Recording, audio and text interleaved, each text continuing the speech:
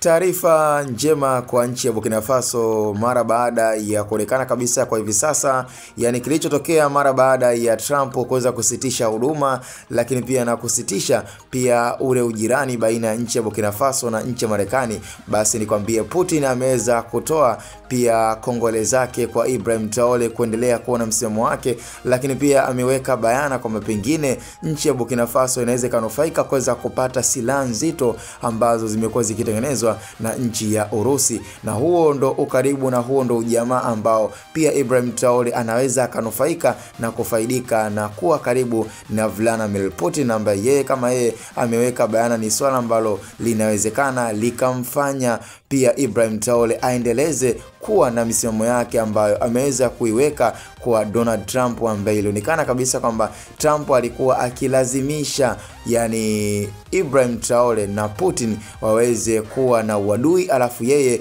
ndo aingilie na awe karibu na Ibrahim Traore. Na tunafahamu kabisa kwamba kila mmoja yuko after, yani Ibrahim Traore yuko kwa ajili ya kupata silaha nzito na kuweza kunufaika na ulinzi ambao hivi sasa amekuwa na ukaribu zaidi na Putin, na mwenyewe pia Putin amekuwa yuko karibu na Ibrahim Traore ni kwa sababu ya zile malighafi ama pia ni issue pia ya dhahabu ambayo imekuwa ikimpeleka katika nchi ya Burkina Faso kwa bei nafuu, ambayo wamekuwa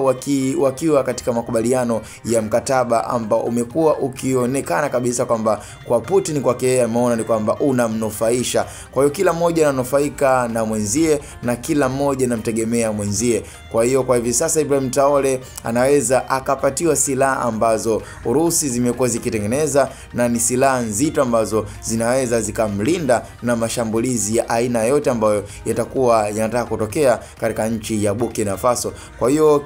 Afrika naweza nikasema kwamba nchi ya Burkina Faso inaweza ikaja kuwa ni nchi ambayo yenye kuogopeka kwa sababu ya kumiliki silaha nzito ambazo zinaweza zikahatarisha pia nchi nyingine. Kwa hiyo hapo ni kwamba Afrika, yani kwa Burkina Faso inaweza kawa ni nchi tishio kesho na kesho kutwa, kwamba labda pengine nchi yote ambayo itakuwa labda inataka kufanya ama pia kuleta vurugu ama vita yote, basi Ibrahim Traore atakuwa yuko juu ya nchi zote za hapa Afrika kwa sababu ya kumiliki silaha nzito ambazo atakuwa ameweza kuzipata kwa nchi ya Urusi. Kwa hiyo nafikiri kwa zile nchi ambazo zimekuwa zikipendelea sana vita kama Kongo, basi inabidi zijipange kutokana pia na hiki kinachoendelea, na nchi kama ya Sudan ambazo pia zimekuwa na zenyewe zikipendelea sana vita. Kwa hiyo ni lazima zijipange kwa sababu Ibrahim Traore kwa hivi sasa ameweza kupata pia moja ya mwaliko wa Putin kuweza kupata silaha ambazo atakuwa anazipata kwa bei nafuu kutokea nchi hiyo ya Urusi.